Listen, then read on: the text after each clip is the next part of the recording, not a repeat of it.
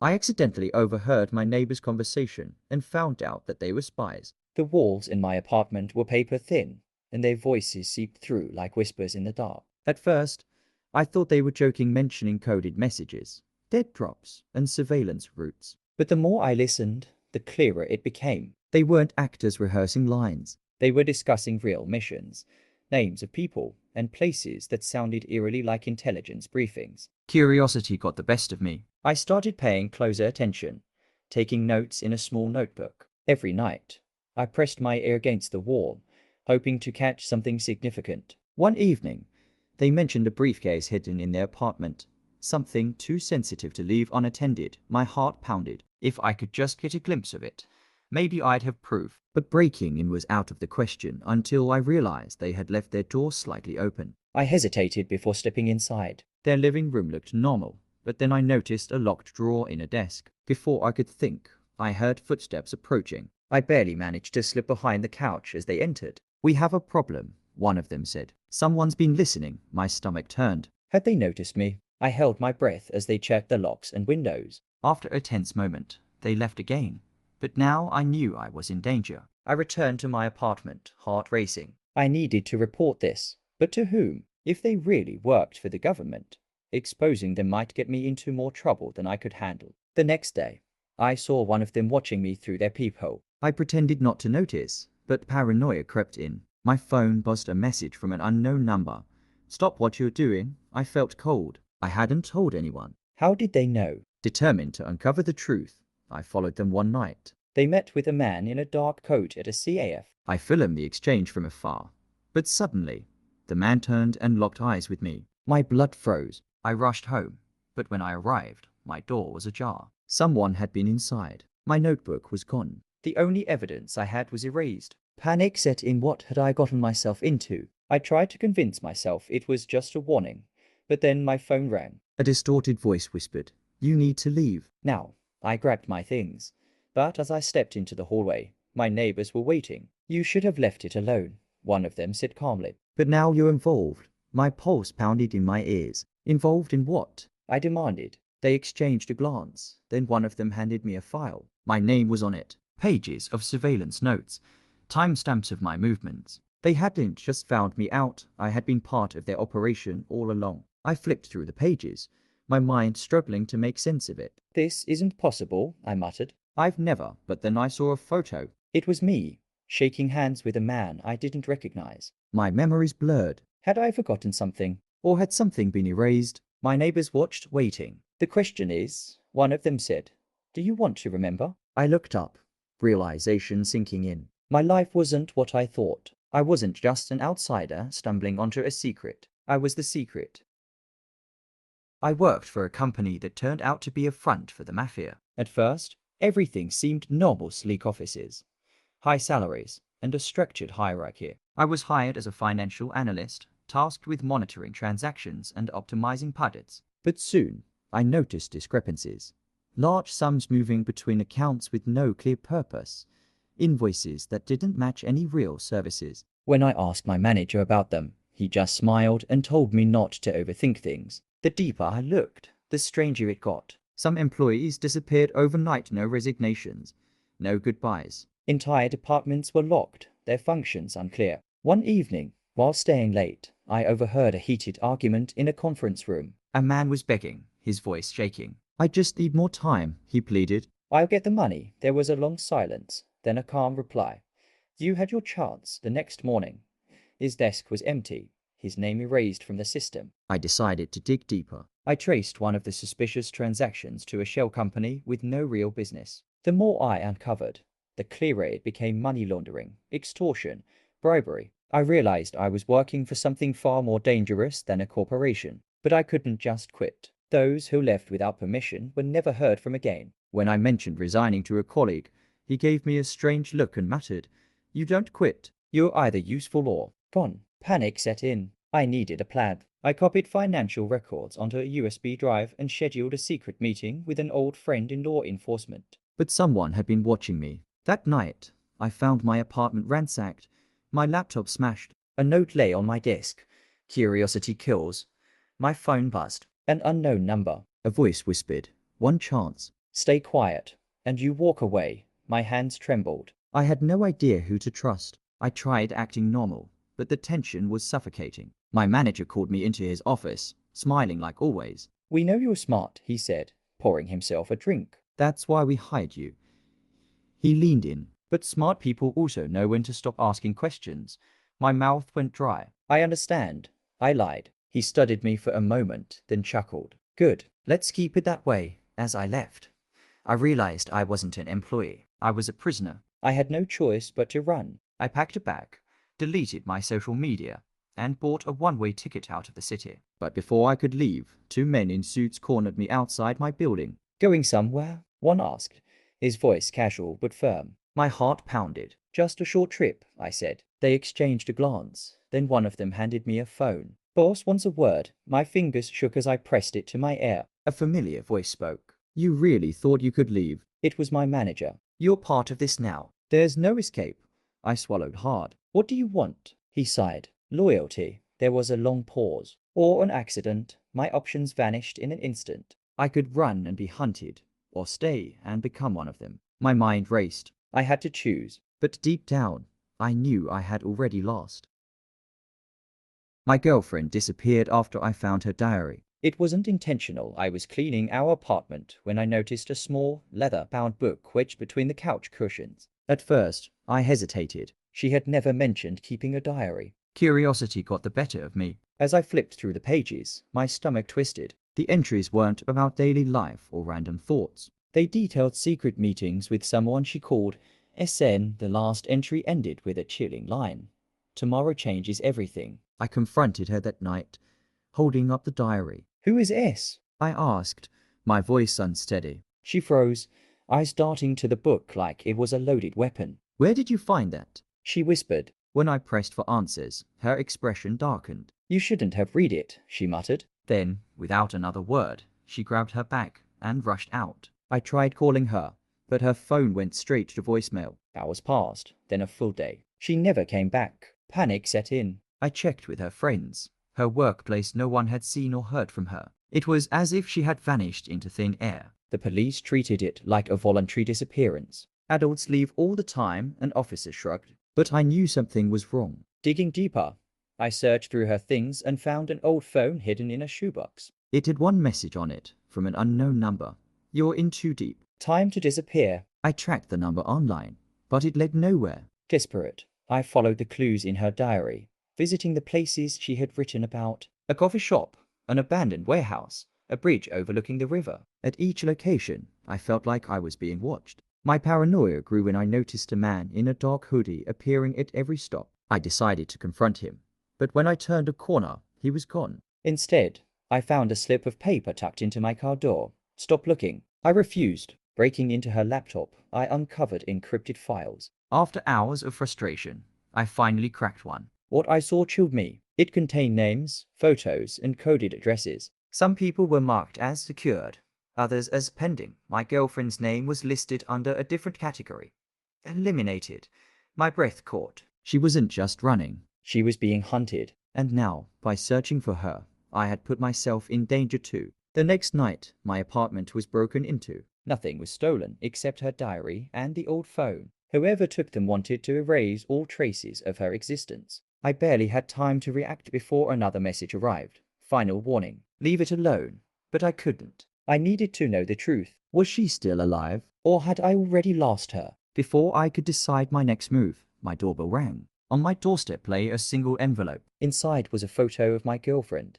But something was wrong. She was sitting in a dark room, her expression blank, her eyes distant. A single word was scrawled across the bottom. "Forget." My blood ran cold. She hadn't just disappeared, she had been taken. And if I kept searching, I would be next. But as I stared at her lifeless expression, I knew one thing for certain. I wasn't going to stop. I found an old phone in the lift, and it changed my life. It was wedged between the buttons and the wall, covered in dust. At first, I thought someone had dropped it, but when I picked it up, the screen lit up with a message. "Don't go home." My heart skipped a beat. The phone had no visible brand, no passcode, just a single chat app with unread messages. Before I could react, another message appeared. "You have 5 minutes. Leave the building now." I hesitated, then laughed it off as a prank. But as I stepped out of the lift, a loud crash echoed from my apartment. My front door had been forced open. I ducked behind the stairwell, my pulse racing. A man in black stepped out, looking both ways before disappearing inside. My hands trembled as I stared at the phone. Whoever was messaging me, whoever left this phone had just saved me. But how did they know? I ran down the back exit, out into the street. My mind was spinning. Another message came. Turn left. Hide in the alley. I obeyed without thinking. Seconds later, 2 men stormed out of the building, scanning the street. They were looking for me. The phone vibrated again. They work for him. Don't let them see you. My breath caught. Who was him? Why was I suddenly being hunted? And why did this phone seem to know everything before it happened? Determined to find answers, I typed my first message. Who are you? A reply came instantly. Someone who made the wrong choice. Now it's yours to make. My fingers tightened around the phone. Wrong choice? Before I could ask more, a new message flashed. They're tracking you. Get rid of the phone or be controlled like me. My blood ran cold. Was this a warning or a threat? I considered tossing the phone, but something told me it was my only protection. Instead, I tried calling the number. No dial tone, just static. Then a distorted voice whispered, "You're already in the game." My stomach twisted. Game? I didn't sign up for anything. Before I could react, a link popped up on the screen. Watch, I clicked. A greeny security feed loaded a live view of myself, standing in the alley. Someone was watching. Panic surged through me. I sprinted away, ducking into a crowded street. Another message. You can't run forever. Play or disappear. My breath came in short gasps. Who was behind this? What did they want? I needed to find the phone's owner, but every move felt like a step deeper into a trap. Then, a final message appeared. Your next choice decides everything. Look up. I hesitated, then slowly lifted my head. Across the street, a man in a grey coat stared straight at me, holding an identical phone. A smirk crossed his face as he raised it, showing a message on his screen. Game over? My heart pounded. This wasn't just about the phone. I was part of something much bigger. And now, my next move wasn't just mine to make. It had already been decided.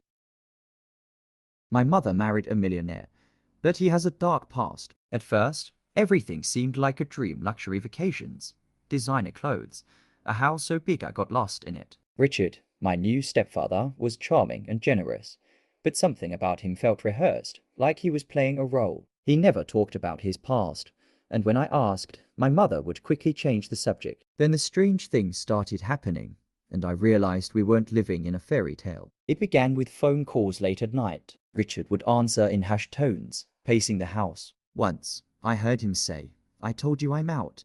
The next day, our housekeeper quit without explanation. A week later, a car followed me home from school. The driver never got out, just sat there, watching. When I told Richard, he told me not to worry, but his eyes betrayed him. He was scared, and if a man like him was scared, I knew we were in trouble. One evening, I was home alone when I heard footsteps downstairs. Thinking it was my mother, I called out, but no one answered. I grabbed a fireplace poker and crept toward the noise. The front door was wide open, swinging in the wind. A single envelope lay on the doorstep. Inside was a note. "You don't belong to this life, but you will pay for it."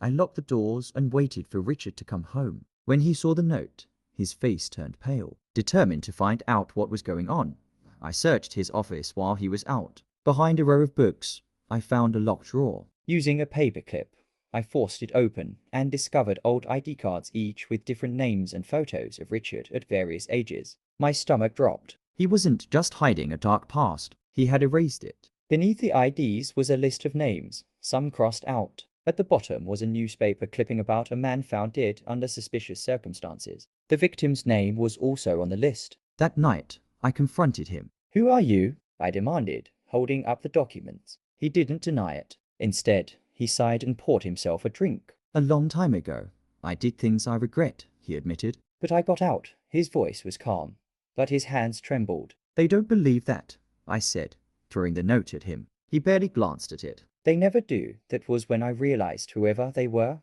they wanted him back, and they'd do anything to make it happen. 2 days later, our security system went offline. Armed men stormed the house. Richard fought back, but they weren't after him. They wanted leverage. My mother screamed as they grabbed her. "You come with us," one of them said to Richard. pressing a gun to her head. His jaw clenched. He was outnumbered, trapped. He nodded. "I'll go," he said, voice hollow. "Just let them go." But I knew once he left with them, he'd never come back. They took him that night, and we never saw him again. The next day, a package arrived. Inside was his wedding ring, wrapped in a blood-stained handkerchief. My mother sobbed, but I couldn't cry. Richard had lied, hidden who he was. But in the end, he gave himself up to protect us. The police refused to investigate. "These people don't leave loose ends," an officer told us grimly. My mother and I were forced to move, change our names. But even now, I feel them watching. I still wonder what happened to Richard. Did he try to escape? Did he make a deal? Or was he just another name crossed off the list? I'll probably never know. But one thing is certain, my mother didn't marry a millionaire. She married a ghost of a man who spent his whole life running. And now, no matter where we go, I can't shake the feeling that one day, his past will come knocking again. I accidentally witnessed a crime, and now I am being chased. It happened in the park late at night. I was walking home when I heard muffled voices near the trees. I stopped, hiding behind a bench, and saw two men arguing. One of them pulled out a knife, and before I could react, the other collapsed, clutching his stomach. Blood poured beneath him as the attacker wiped a blade on his sleeve. My breath caught in my throat. Then, as if sensing my presence, he turned his head. I didn't think I just ran. My heart pounded as I sprinted through the empty park, branches scratching my arms. I reached my apartment and locked the door, hands shaking. Maybe he hadn't seen me clearly. Maybe I was safe. But then my phone buzzed. "Unknown number. You shouldn't have been there." My stomach dropped. A second message followed, with a photo of me running from the scene. My face was unmistakable. Someone was watching. The next day, I tried to act normal, but paranoia ate at me. At work, I caught glimpses of a dark car parked outside. At home, I noticed things slightly out of place. My door unlocked when I knew I'd locked it. Then, another message. "Stay quiet, or you're next." Attached was a photo of me standing by my window, taken from across the street. They weren't just watching. They were close. I went to the police. But the officer barely looked up from his desk. "No evidence, no case," he said, shrugging. When I mentioned the messages, his eyes darkened. "Forget what you saw, for your own good." I left, feeling worse than before. That night, I packed a bag, ready to run. But as I stepped outside, I saw a shadowy figure leaning against a car. He smiled, lifted his phone, and snapped a picture. "Going somewhere?" he asked. I turned and bolted back inside, heart hammering. My phone rang a blocked number. I hesitated before answering. A voice, calm and measured, spoke. "You belong to this now. You don't walk away." The call ended. My hands trembled. They weren't just chasing me. They were making sure I knew I could never escape. I wasn't just a witness. I was part of the story now, and they were deciding how it would end. The next morning, my apartment door was ajar. Inside, my things were untouched, but a single item lay on my kitchen table, my work ID. On the back, someone had scrawled in red ink, "Run, but it won't matter." I understood then. I could change my name, leave the city, disappear into the world. But no matter where I went, they would find me. Because once you see something you weren't meant to, you don't get to walk away.